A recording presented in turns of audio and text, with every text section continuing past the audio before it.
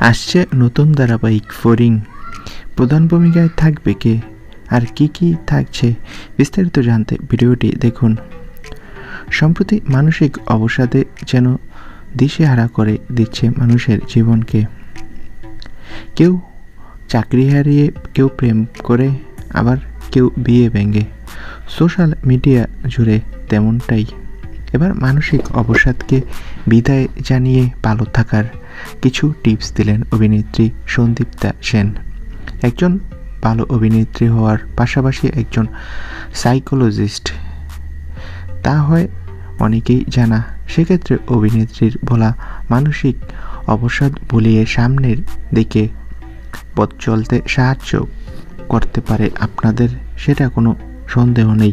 অভিনেত্রী বলেন শরীরের যত্ন নেওয়া আর ঠিকমতো ঘুম হওয়া এগুলো করা দরকার। পাশাপাশি কমেডি হিসেবে অনেক কিছু করাও উচিত। এবার নাকি অভিনেত্রীর নতুন ধারাবাহিক ফড়িং আসছে। অভিনেত্রী সন্দীপ্তার ফড়িং সিরিয়ালে নায়ক থাকবে কে সেটা এখনও নিশ্চিত নয়।